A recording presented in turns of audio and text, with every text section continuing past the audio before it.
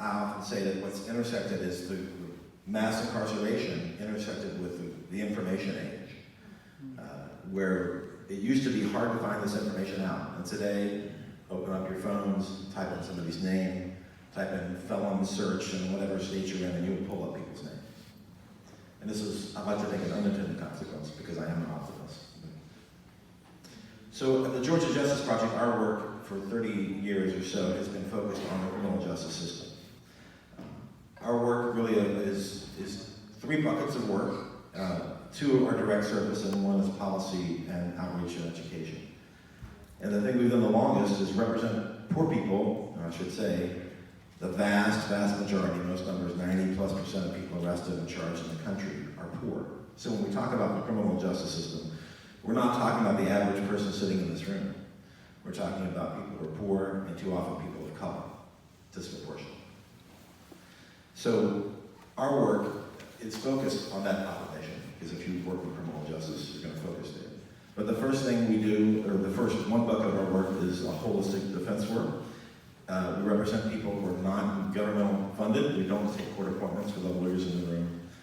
I should ask hands for that, but you all don't want to know who's the lawyers.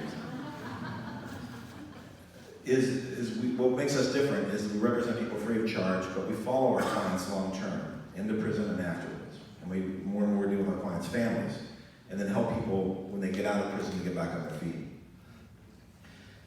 The second thing we do is we, in the last 10 or 15 years or so, have a whole other area of work where people knock on our door and say, can you help me? And we represent people to overcome the impact of a record, what I like to call re-entry lawyering, because there's many impacts that somebody has been arrested or convicted. And the third thing we do is we change laws, and focus in Georgia. Of course, Georgia needs it, the country needs it, but I'm going to focus in Georgia.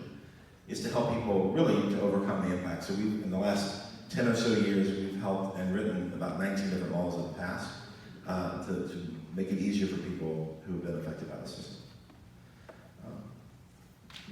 I'll stop with one quick story, because I'm like Andy, I believe in the power of story.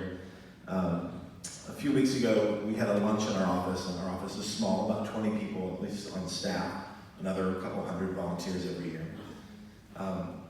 And it's a young guy, well, he was young when I got to know him, but Willie had just gotten out of prison. And he had landed well, we helped him get a job. He brought his former wife in with him, because she was one who could drive. And we had this great lunch together. Willie was the first case I worked on 30 years ago as a volunteer. He was facing a murder charge, armed robbery charge, all related to the drug industry, turf wars, an important side of Atlanta. And he went to prison. He got 2 life sentences. And for 30 years, not only did we visit him regularly and send him packages, as we're allowed to do, but also took his family to visit with him.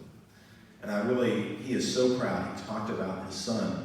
His son was in vitro, so to speak, while he was in jail. He was born while Willie was in prison. And his son is 24 years old and graduated 2 years ago from Morehouse College and has an amazing career. And being with Willie and holding him and hugging him in the free world, which I've hugged him many times in prison, I'm reminded of this amazing continuum, the opportunity we have to embrace those who really are the other. And in our society, there is another. There is a scarlet letter. And it's those folks who are in jail or in prison. And so I'm reminded in Willie's case of our opportunity to embrace and include people, which I think is at the heart of our work at the Georgia Justice Project. So with that, I'll stop. So what